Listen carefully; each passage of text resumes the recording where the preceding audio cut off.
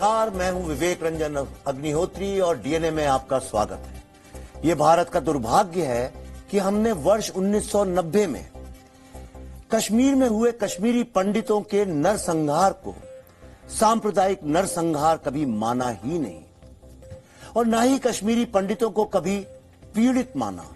और यही कारण है कि उस हत्याकांड के 32 साल बाद भी कश्मीरी पंडित, कश्मीरी हिंदू कश्मीर में अपना घर तलाश रहे हैं और वो अपने घर तो लौटना चाहते हैं, लेकिन वहां लौटने के लिए कुछ बचा ही नहीं है। हमारे देश में इससे पहले जितने भी सांप्रदायिक दंगे हुए उन पर फिल्में भी बनी, किताबें भी लिखी गईं और इन दंगों को चुनावी मुद्दे भी बनाए गए, लेकिन ना जाने क्यों कश्मीरी हिंदुओं का ना तो कभी मुद्दा बना, ना बड़ी स्क्रीन तक उनका दर्द पहुंचा और ना ही कभी उनकी पीड़ा चुनाव में मुद्दा बन के उभरी। ये नरसंहार हिंदुओं का हुआ था, इसलिए हमारे देश के लोगों ने इसकी तरफ कभी ध्यान ही नहीं दिया। लेकिन अब इस मुद्दे पर एक नई फिल्म आई है जिसका नाम है द कश्मीर फाइल्स और आज इसकी सक्सेस एक पूरे विश्व में मिसाल बन के केस स्टडी बन रही है, जिसमें आप देख पाएंगे कि बॉलीवुड का पूरा सिस्टम, हमारे देश के फिल्म क्रिटिक्स और विपक्षी दल इस फिल्म को सिनेमा न मान कुछ और मान रहे हैं। लेकिन भारत की जनता जो पैसे देकर टिकट खरीद रही है वो इस फिल्म को देखने के बाद घंटों घंटों रो रही है और ये फिल्म पूरे भारत के लोगों को एक तार में जोड़ने का काम कर रही है, जो काम बाकी राजनीति भी नहीं कर पाई। आइए मैं आपको मिलवाता हूं इस फिल्म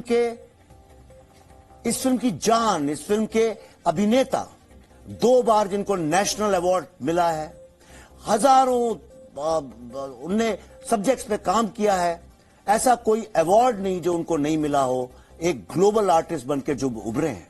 लेकिन उससे भी ज्यादा हमारे दिल के बहुत करीब इस फिल्म की soul Padma Bhushan Shri Anupam Kher ji. Thank you Vivek. आपका बहुत बहुत स्वागत है आज डीएनए में। जी धन्यवाद। मुझे अच्छा लगा कि आज डीएनए की ओपनिंग आप कर रहे हैं और बिल्कुल अच्छी तरह से आपने ओपनिंग की है। और आप मुझसे सवाल पूछिए। मैं आपसे सवाल जरूर पूछूंगा, लेकिन उनको बुला लें जो नहीं, जिस तरह से ये कहानी सुनाने में इतनी देर हो गई, उसी तरह से आज हमारे जो इसके असली अभिनेता हैं उनको आने में देर नहीं होगी। मैं अब आपको मिलवाता हूं एक ऐसे व्यक्ति से जिन्होंने कश्मीर के मुद्दे को लगातार अपने इस प्रोग्राम डीएनए में, अपनी चैनल में हमेशा जिंदा रखा और कश्मीरी हिंदुओं को एक आशा की किरण दिखाते रहे। जैसा कि एक डायलॉग खेर साहब आपने बोला है फिल्म के अंदर, impossible takes time but you must keep hope. Absolutely. तो अब मैं आपके सामने प्रस्तुत करता हूं श्री सुधीर चौधरी जी को। सुधीर जी, आपका बहुत बहुत डीएनए में स्वागत है आज। Thank you Vivek, thank you Anupam ji. जी। और आप सबका भी बहुत बहुत स्वागत है।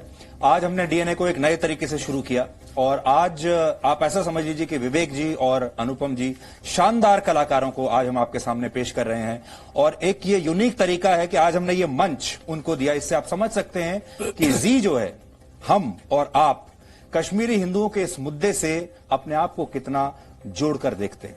तो बातचीत हम शुरू करते हैं। विवेक, आपने फिल्म बनाई, बड़ा रिस्की सब्जेक्ट था क्योंकि इस सब्जेक्ट को कभी किसी ने टच नहीं किया, लेकिन मैं ये भी देख रहा हूं कि ये फिल्म षड्यंत्रों का शिकार हो रही है, बहुत लोगों को पसंद नहीं आ रही है। फिल्म की कहानी क्या है तो लोगों को अब तक पता चल चुका है क्योंकि फिल्म लोग लगातार देख रहे हैं, लेकिन षड्यंत्र के बारे में आप बताइए, क्या षड्यंत्र हो रहे हैं इस फिल्म को लेकर अभी तक?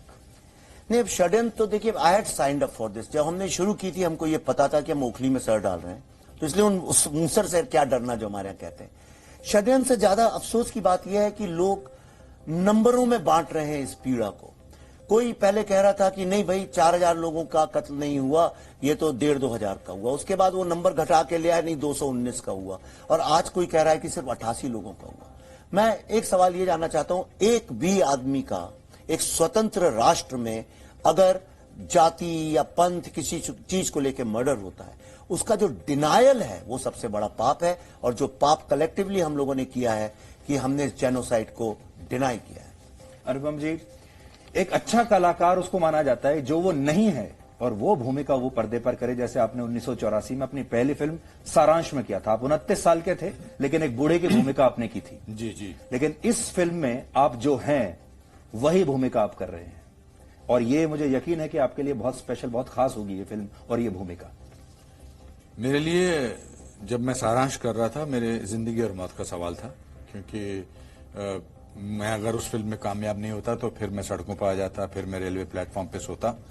तो मैंने अपना पूरा स्ट्रगल जो था, पूरी अपनी जो ह्यूमिलिएशन थी, जो लैक ऑफ डिग्निटी जो मुझे मिलती थी, उसको मैंने उस रोल में डाल के इस्तेमाल की थी।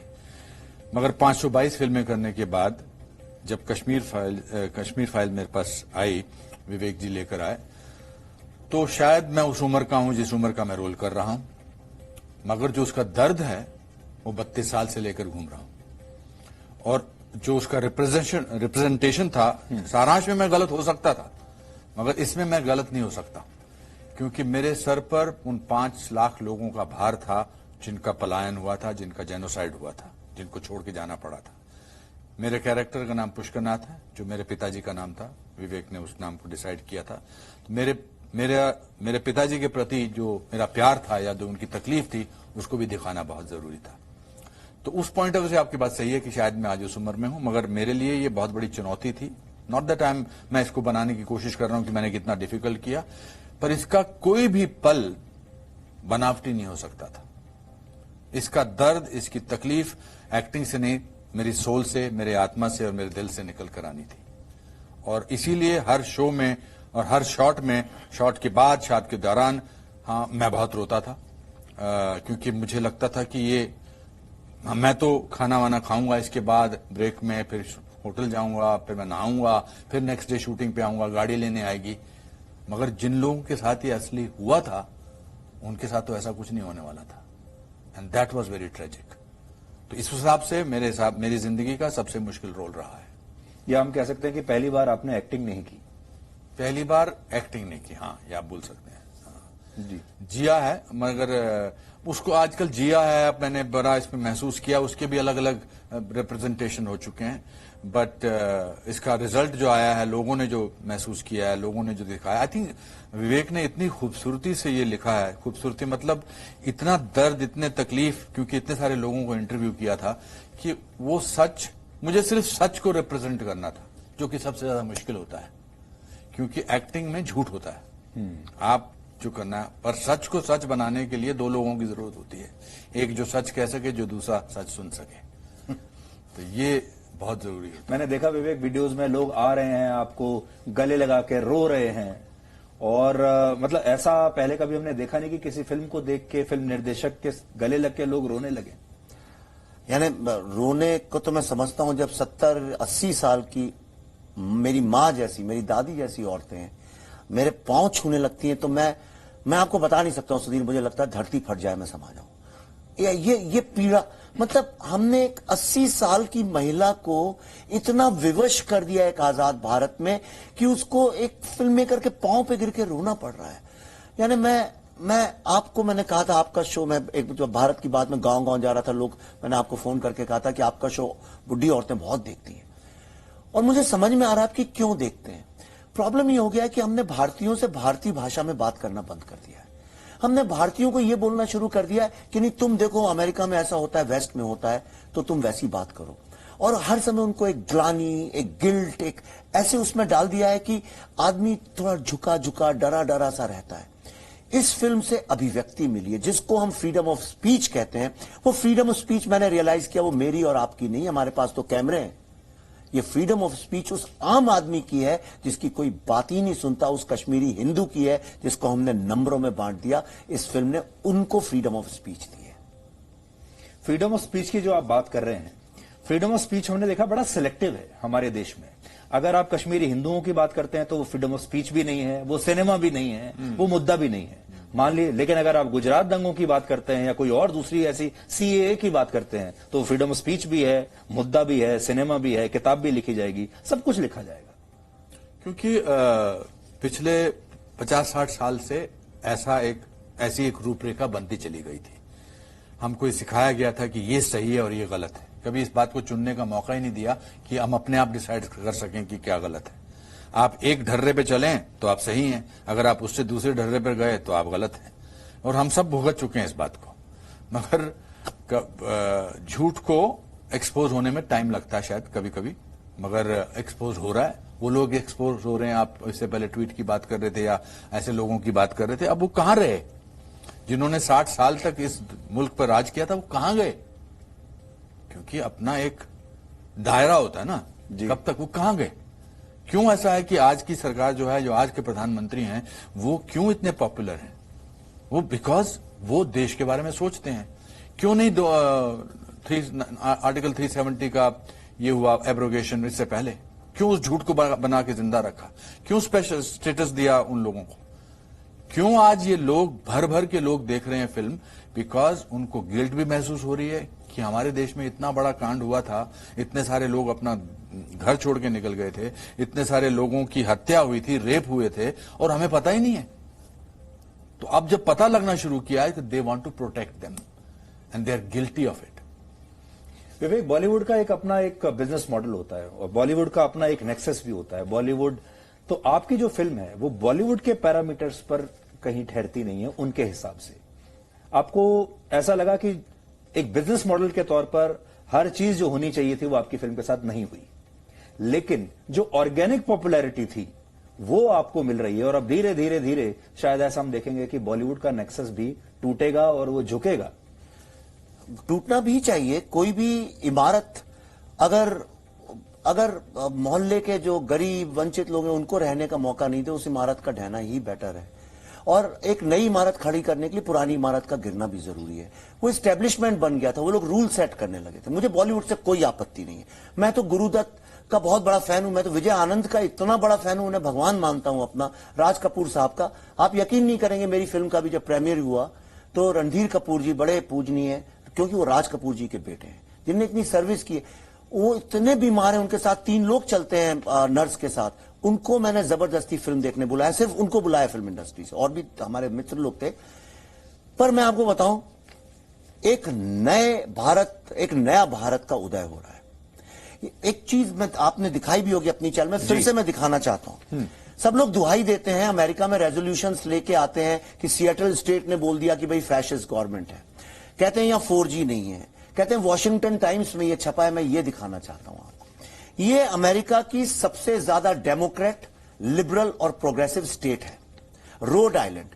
जब वहां के डेमोक्रेट प्रेसिडेंट अपनी कैंपेन शुरू करते हैं, सबसे पहले यहां स्पीच देते हैं। लोगों ने इस गवर्नमेंट के लिए, इस लीडरशिप के लिए, हम लोग के लिए तरह तरह की बात बोली। मैं आपको पढ़ के सुनाता हूं उसने ये फिल्म देखने के बाद क्या लिखा है जी। लंबा नहीं सुनाऊंगा, पर ये साइटेशन है जो उनके स्पीकर ऑफ द हाउस, दर्शकों के लिए देखिए स्क्रीन पर है वो, आप पढ़कर बता सकते हैं। ये तो ये speaker of the house, majority leader of the house और माइनॉरिटी मतलब डेमोक्रेट, रिपब्लिकन और स्पीकर, तीनों ने, ये न्यूट्रल होते हैं स्पीकर, तीनों ने इसको साइन किया। उसमें लिखा है that in recognition of the Kashmir files detailing terrorism and extremism by memorializing the events of 1990 in which 500,000 मतलब 5 lakh Kashmiri Hindus were ethnically cleansed in the Kashmir Valley by Islamic gangs। मैं Islamic gangs word, ये एक सबसे Democrat state ने लिखा है, मैंने नहीं लिखा, मैंने थोड़ी डिक्टेट किया उन्हें। And force to live as refugees, it's an official document. मैं ये कहना चाहता हूं, एक फिल्म की जो ताकत है, या तो भारत की इज्जत आगे ले जाने के काम की जा सकती है, या फिर एक ऐसी भी फिल्म बनाई जा सकती है जिसको बनाने के बाद सबसे प्राचीन मार्तन टेम्पल, उस फिल्म के बाद वहां के लोग उसको शैतान की गुफा बोलने लगे। फिल्म डैमेज भी कर सकती है हेरिटेज को और उसको खड़ा भी कर सकती है। आपने इस्लामिक गैंग्स की बात की और हम भी ये देखते आ रहे हैं कि ये जो कश्मीर है, इसकी जो समस्या जो बताई गई, it was all about Muslims. और यासीन मलिक को एक जमाना था जब हमारे यहां यूथ आइकॉन माना गया। यासीन मलिक से भारत के प्रधानमंत्री दिल्ली में बुलाकर मिलते थे, फोटो खींचती थी और उसको यूथ आइकॉन माना जाता था। ये सिर्फ ये थ्योरी पर कि वहां मुसलमानों पर अत्याचार हो रहा है, भारतीय सेना कर रही है। तो ये आप सोचिए कि 360 डिग्री शिफ्ट है नैरेटिव का। बिल्कुल, आप बिल्कुल सही कह रहे हैं। और जिनको मैं इंटेलेक्चुअल समझता था, जिनकी मैं बड़ी इज्जत भी करता था, मैं कहता ये बात देखो इनने बोली है, वो खड़े होके कि एक हमारी जर्नलिस्ट ने उन्होंने बोला था, तब मैं एनडीटीवी देखा करता था, वो 2-3 ही चैनल्स थी, तो उन्होंने बोला था कि कश्मीरी हिंदू जो हैं वो मुस्लिम का शोषण करते हैं, इसलिए उनके खिलाफ वो हुआ, और छोड़ के एक झूठ बनाया था। और मैंने उस पर यकीन किया था। आज मुझे इतनी ग्लानी है इस बात की, लेकिन मेरे पास ऑप्शन नहीं था। जब 1 ही 2 चैनल्स थी, अच्छा प्रोफेसर आपको पढ़ा रहे हैं, तो आप उस पर विश्वास करेंगे? भाई एक 17-18 साल का बच्चा प्रोफेसर की बात पे विश्वास करेगा, वो क्यों करेगा किसी और की? लेकिन आज लोगों को जो ये पिछले 5-6 साल में जो एक एम्पावरमेंट हुआ है, जो भारत के कोने कोने गांव गांव के यूथ का वो जा जाके ढूंढ रहा है सत्य क्या है, और इनके मुंह पे तमाचे की तरह फेंक रहा है फैक्ट्स को और कहता तुमने हमसे झूठ बोला। ये फिल्म उसी भावना को बांध के कंसोलिडेट करके भारत के जो लोग हैं उनको यूनाइट कर रही है, और मेरे ख्याल से ये एक बहुत बड़ा अचीवमेंट है। जी अनुपम जी, आपने तो खुद इसको जिया है जी, और जी न्यूज पर हमने भी इसको लेकर बहुत सारे प्रोग्राम्स किए और एक प्रोग्राम में आप खुद हमारे साथ चलकर गए थे। मैं अपने दर्शकों को ये बताना चाहता हूं कि अनुपम खेर इतने बड़े कलाकार हैं, इतने बड़े एक्टर हैं, उनके लिए समय निकालना बहुत मुश्किल है। उनका समय बहुत कीमती है और बहुत पैसा भी लेते हैं और अच्छी बात है। लेकिन हमारे लिए वो श्रीनगर तक गए और वहां उन्होंने हमारे साथ प्रोग्राम्स किए और कुछ नहीं लिया और कहा कि मैं अपना पूरा समय दूंगा कश्मीरी पंडितों के लिए। आज हम सब ने मिलकर जो कश्मीरी पंडितों के लिए किया है उसका एक छोटा सा अंश हम आपको दिखाते हैं। 19 जनवरी 1990 की वो रात कोई कश्मीरी पंडित नहीं भूल सकता। उस रात घाटी में सिर्फ एक आवाज सुनाई दे रही थी, कश्मीरी पंडितों कश्मीर से भाग जाओ। 23 मार्च 2003 की रात को सभी आतंकवादी सेना की वर्दी में नांदी मर्ग गांव पहुंचे और तलाशी लेने के नाम पर लोगों को बाहर निकालने लगे। इसके बाद आतंकवादियों ने 24 कश्मीरी पंडितों को एक कतार में बिठाकर गोलियां बरसाना शुरू कर दी। इनमें 11 पुरुष, 11 महिलाएं और 2 मासूम बच्चे शामिल थे। उस वक्त इस घटना की काफी निंदा की गई, लेकिन अफसोस इस बात का है कि घटना के 13 वर्ष बीत जाने के बावजूद नांदी मर्ग कश्मीरी पंडितों के साथ हुए अत्याचार के खिलाफ में ना तो किसी ने आवाज उठाई है और ना ही किसी ने अवार्ड वापस किया है। संसद से लेकर सड़क तक सहनशीलता और असहनशीलता के मुद्दे पर बड़ी बहस छिड़ी हुई है। देश के कुछ बुद्धिजीवियों को असहनशीलता का माहौल नजर आ रहा है, लेकिन देश हित की बात करने वाले ऐसे लोगों को अपने ही देश में पराये हो चुके कश्मीरी पंडितों की बेचैन जिंदगी की कोई परवाह नहीं है। ये कैसे हो सकता है कि एक तरफ हम आजाद होने का दावा करें और दूसरी तरफ हमारे अपने कश्मीरी पंडित आज भी गुलामों जैसी जिंदगी जीने पर मजबूर रहें। इन दिनों देश के तथाकथित बुद्धिजीवी, साहित्यकार, लेखक, इतिहासकार, फिल्मकार और क्रांतिकारी पत्रकार देश में तथाकथित असहनशीलता के माहौल पर गहन चिंता का प्रदर्शन करने और अवार्ड वापसी की रस्म निभाने में व्यस्त है। लेकिन पिछले 25 वर्षों में सहनशीलता की मूर्ति बन चुके कश्मीरी पंडितों की अंतहीन पीड़ा पर कोई भी बुद्धिजीवी अपने आंसू बर्बाद नहीं करना चाहता। डीएनए में अब मैं आपको 19 जनवरी 1990 को हुई एक घटना के बारे में याद दिलाना चाहता हूँ। ये घटना भले ही आज से 26 साल पहले हुई हो, लेकिन इसके जख्म आज भी ताजा हैं। मैं बात कर रहा हूँ कश्मीरी पंडितों की, जिन्हें आज ही के दिन उनके अपने स्वर्ग से नर्क जैसी जिंदगी जीने के लिए अपने ही देश में शरणार्थी बनाकर छोड़ दिया गया था। आज हम आपको पिछले 70 वर्षों के दौरान फैलाई गई उस अंतर्राष्ट्रीय फेक न्यूज के बारे में बताएंगे, जिसमें कश्मीर के मामले में भारत को एक खलनायक की तरह पेश किया जाता है और कश्मीर से निकाले गए हिंदुओं के दर्द को वहां कोई जगह नहीं मिलती। जम्मू और कश्मीर पर ज्यादातर चर्चाएं उन अमेरिकी सांसदों द्वारा आयोजित की जा रही हैं जो पाकिस्तान का पक्ष लेते हैं और जिन्हें कश्मीर के हिंदुओं का दर्द दिखाई नहीं देता, कश्मीरी पंडितों का दर्द दिखता नहीं। हमारे देश के विपक्षी नेता, बुद्धिजीवी और डिजाइनर पत्रकार छोटी छोटी बातों पर बेचैन हो जाते हैं। उन्हें लोकतंत्र खतरे में दिखाई देने लगता है। लेकिन 1990 में धर्मनिरपेक्षता लंबी छुट्टी पर चली गई थी और सांप्रदायिकता फुल टाइम काम कर रही थी। कश्मीर में रहने वाले लाखों हिंदुओं को आज से 30 साल पहले कश्मीर छोड़ने पर मजबूर कर दिया गया था, सिर्फ धर्म के आधार पर। लाखों कश्मीरी पंडितों के सामने सिर्फ 3 विकल्प रखे गए थे। पहला विकल्प ये कि वो इस्लाम कबूल कर लें, यानी हिंदू से मुसलमान बन जाएं। दूसरा ये कि वो कश्मीर छोड़कर चले जाएं, अपना घर बार सब भूल जाएं। और तीसरा ये कि वो मरने के लिए तैयार हो जाएं। तो आपने देखा, हर साल हमने इस मुद्दे को आपके सामने उठाया है और हमने ये पूरी कोशिश की कि लोग इस मुद्दे को भूले नहीं। और आज ये शानदार टीम आज हमारे साथ है। Vivek, have you achieved whatever you wanted to achieve? मैं ऐसा कुछ अचीव करने निकला नहीं था। तो मैं, आप जितने साल से मुझे जानते हैं, मेरा भारत के लिए बहुत बहुत अटैचमेंट, क्योंकि मैंने इतना घूमा, बहुत अर्ली एज से मैं पूरा विश्व घूम रहा हूं और मैं ये मानता हूं भारत से अच्छी सभ्यता कोई दुनिया में नहीं है।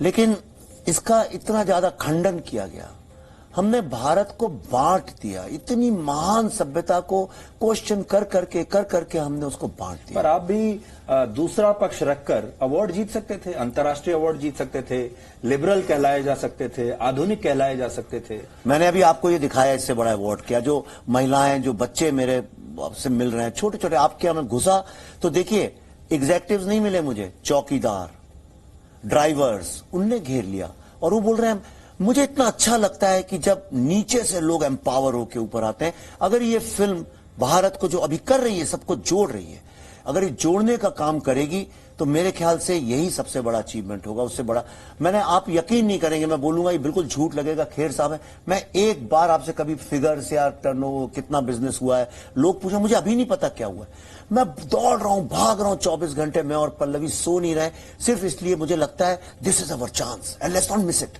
ये भारत के जन जन को देखनी चाहिए फिल्म, और देख रहे हैं। एक्चुअली कश्मीरी पंडितों से ज्यादा तो नॉन कश्मीरी पंडित देख रहे हैं इस फिल्म को। तो I think that way it's an achievement. और आज मैंने इसका ओपनिंग किया डीएनए का, इससे बड़ा मेरे लिए कोई अचीवमेंट भी नहीं हो सकता है। अरे थैंक यू सो मच। पर मैंने ये सुना कि जब आप फिल्म प्रमोट करने के लिए कपिल शर्मा के शो में जाना चाहते थे तो उन्होंने आपको बुलाया नहीं? नहीं, देखिए मैं आपको बताऊं, मैं कपिल शर्मा को आइसोलेट करके नहीं बोलूंगा। ये सारी रियलिटी शोज का है, वो स्टार बेस्ड है, इसमें कोई शक नहीं और मुझे उससे कोई गिला नहीं है। मुझे बहुत 1-1.5 महीने से लोग मुझे बहुत वो कह रहे थे कि आप कश्मीर क्या कपिल क्या क्यों नहीं जाते, कपिल क्या नहीं जाते, ये चॉइस मेरी है कि मैं जहां जाता। तो मैंने सिर्फ इतना ही लिखा कि भाई ये चॉइस उनकी है और मुझे ऑफिशियल जो हमारे प्रोड्यूसर्स हैं जी स्टूडियोज, वहां उन्होंने ऑफिशियल मेरे बताया है कि उन्होंने बोल दिया, शायद खेर साहब बिजी थे, उन्होंने बोल दिया कि इसमें आपके में कोई ऐसे कमर्शियल स्टार्स नहीं है। तो मुझे दुख ये भी होता है कि कश्मीर से बड़ा स्टार क्या है? अगर आपके घर में कोई ट्रेजेडी हुई है, उससे बड़ी चीज क्या है? अब हम लोगों को थोड़ा ना ये स्टार नॉन स्टार की बजाय कई बार देश की भी समस्याओं को उसी लेवल पे लाके खड़ा करना चाहिए जो हम एक्टर्स को लाके खड़ा कर देते हैं, सिंगर्स को, सेलिब्रिटीज को। देश की अच्छी बातें, देश के जमीन से उगे हुए लोग, उनको भी अब स्टार्स बनाने का वक्त आया है। लेकिन अनुपम जी, कुछ लोग आज ये भी कह रहे हैं कि अब आप सिनेमा हॉल्स को नफरत से भर रहे हैं। देखिए वो कुछ लोग जो है ना, वो तो पूरी जिंदगी यही कुछ बोलेंगे। कुछ लोग बोलते हैं, कुछ लोग करते हैं, हम करने वालों में हैं। ये एक फैशनेबल हो गया कि जो हिंदी मीडियम स्कूल से आया है वो एक खास किस्म का आदमी है या औरत है। जो नेशनलिस्टिक बात करते हैं ये बोरिंग लोग हैं। जो पेट्रियाटिक लोग हैं इनको कुछ समझ में नहीं आता। हम अगर क्रिटिसाइज करते हैं तो हम बड़े हैपनिंग कूल किस्म के लोग हैं। मैं अपने देश से 8 साल छोटा हूं और मैं शिमला में रहता था, वेस्टर्न कमांड वहां का जो था वो सेंटर था मिलिट्री का। मुझे तो यही सिखाया गया, 62 के वॉर में हमको बोला गया था कि देश के प्रति बात करनी है, 65 के वॉर में, 71 के वॉर में। तो मैं तो बड़ा यही हुआ और मुझे लगता है कि मेरी खासियत ये है कि मैं देशभक्त हूं। अब उस खासियत को मैं कैसे हटा दूं कि भाई जो देशभक्त होना आजकल ठीक नहीं है। वो चल रहा है थिएटर में, क्या यार, पिक्चर से पहले झंडा फहरा देते हैं, जनगण मन गाना पड़ता है। मैं तो कहता हूं ये मेरी पहचान है, क्योंकि मेरे पासपोर्ट में मेरे नाम के बाद नेशनलिटी लिखा हुआ है, धर्म थोड़ा लिखा हुआ है। तो अगर मेरी पहचान ये है तो मैं उस पहचान को नहीं छोड़ सकता, चाहे मुझे पूरी दुनिया से पंगा लेना पड़े। आप मुझे ये बता रहे हो कि हिंदुस्तानी होना ठीक नहीं है, क्योंकि मेरे लिए हिंदुस्तानी होना वो सब है जो मैं आपको बताया जी। तो how can I sort of, मैं घर पे तो आके दाल रोटी ही खाता हूं ना। चलो बाहर जाके मैं चाइनीज खा लूं, फिर इटालियन खा लूं, पर मैं घर पे तो वही खाता हूं। अब मेरी परवरिश हिंदू की तरह हो, या सुबह उठ के मैं गायत्री मंत्र पढ़ता हूं, या मैं पूजा करता हूं, या ओम श्री गणेशाय नमः सरस्वती महाभाग्य विद्या कमलोची, ये मुझे सिखाया गया है और मुझे बड़ा सुकून मिलता है। मुझे बोला गया कि आप ये पहनो, पर मैं ये भी पहनता हूं और मैं अंदर ताबीज भी पहनता हूं, क्योंकि ये किसी पीर फकीर ने मेरी मां को दिया। मुझे मेरे माता पिता जब मुझे घर से लेके जाते थे तो रास्ते में जो भी पूजा का स्थान आता था वहां सब जगह नतमस्तक होते थे हम। तो आप मुझसे मेरी भारतीयता छीनने की कोशिश मत करिए, just because you want me to be part of your cool gang. To be honest is cool, to be nationalistic is cool, to be patriotic is cool, to be on time is cool, and to wear this kind of a jacket is cool also. So ये coolness की भाषा आज की generation जो है समझने लगी है। विवेक, मैं आप दोनों को बहुत बहुत बधाई देना चाहता हूं कि आप, समाज ने आपको जहां पहुंचाया, आप वापस समाज को वहां से पहुंचकर अपनी पोजीशन का इस्तेमाल करते हुए वापस पे बैक कर रहे हैं। इट्स योर पे बैक टाइम। और बहुत सारे स्टार्स हमने ऐसे देखे जो समाज से लेते तो हैं, स्टार बन जाते हैं, लेकिन पे बैक नहीं करते। तो अनुपम जी, बहुत बहुत शुक्रिया। Thank you. उसका आप नायक हैं। मैं जी। एक ही दो ही लाइन बोलूंगा कि हर सवालों जवाब यही होगा, हर हिसाबो किताब यही होगा।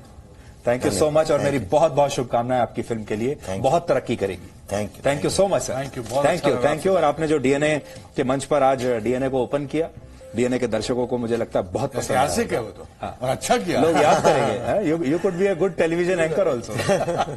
Thank you so much. Thank you.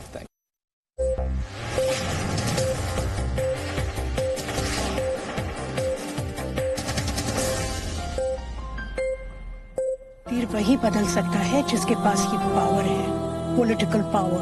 Politics का बस एक ही अंत, विनाश, मौत। तो मौत के डर से मैं भी कायर बन जाऊं।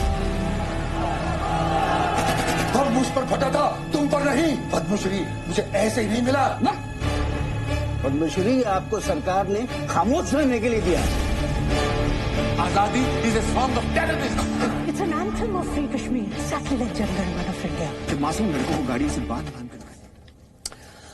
तो विवेक अग्निहोत्री और अनुपम खेर इस समय हमारे साथ थे, और आपने देखा वो आपसे कुछ कहना चाहते थे। डीएनए का मंच, क्योंकि हम वर्षों से हर साल इस विषय को आपके सामने रखते आए हैं, और ये विषय जो है कश्मीरी पंडितों का, उनके पलायन का, ये हमारे दिल के बहुत करीब है, और हम जानते हैं आपके दिल के भी बहुत करीब है। और इसीलिए विवेक अग्निहोत्री को और अनुपम खेर को हम यहां स्टूडियो में लेकर आए, और आपके साथ सीधे उनकी हमने मुलाकात कराई। पिछले 3 दशकों में हमारे देश में किसी ने इस नरसंहार पर फिल्म बनाने की कोशिश नहीं की, और आज जब ये कोशिश हुई है तो इस पर हमारे देश में राजनीति हो रही है। और आप देखिए, ये बड़े दुख की बात है, कांग्रेस पार्टी ने आज ये आरोप लगाया है कि कश्मीरी पंडितों के विस्थापन के समय देश में वीपी सिंह की सरकार का गठन हुआ था, जिसे बीजेपी ने अपना समर्थन दिया था। इसका मतलब वो ये कह रही है कि इसमें बीजेपी का समर्थन था, बीजेपी का हाथ था। इसके अलावा उस जमाने में जम्मू कश्मीर के राज्यपाल जगमोहन हुआ करते थे, जो कांग्रेस कहती है कि आरएसएस से जुड़े हुए थे। हालांकि सच्चाई यह है कि कश्मीरी पंडितों को कश्मीर से भगाने की साजिश 1986 में ही हो गई थी, जब वहां पर दंगे हुए थे, और तत्कालीन राज्यपाल जगमोहन ने उस समय के प्रधानमंत्री राजीव गांधी से कई बार मदद मांगी थी। आज इस पर लोकसभा में वित्त मंत्री निर्मला सीतारमण ने क्या कहा, पूरे देश को आज सुनना चाहिए। People were threatened, you will convert or else you will not be alive. ये हुआ उस समय, मगर सच्चाई बाहर आने के हर बार कुछ ना कुछ आतंका, नहीं, that didn't happen, डिनायल, आज भी डिनायल हो रही है। और जब इस फिल्म के बारे में कोई ऑनरेबल मेंबर बात कर रहे थे, बहुत सारे मेंबर्स उसके ऊपर बात किए, इवन नाउ, ये मैं दुख के साथ, वरिष्ठ कांग्रेस के नेतागण बहुत बैठे हैं इधर, कल कांग्रेस के ऑफिशियल हैंडल से डिनायल का ट्वीट्स लगातार आया, और ये भी बोले कश्मीरी पंडित खुद जाकर के चल गए कश्मीर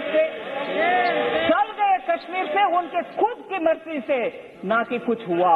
जेएनके का एक सेपरेटिस्ट जो इंडियन एयरफोर्स के ऑफिसर्स को खुलेआम उनके बीवी बच्चे के सामने मराया, वो एक प्राइम मिनिस्टर उनको बुला करके शेक हैंड किया है। कांग्रेस के प्राइम मिनिस्टर उनको बुला करके, जो सेपरेटिस्ट है, और आज बयान दे रहे हैं कांग्रेस कि सेपरेटिस्ट और भारत देश के खिलाफ झगड़ा, अगर वो सच है तो क्यों आपने वो सेपरेटिस्ट को बुला करके प्रधानमंत्री जी के हाथ शेक करवाया?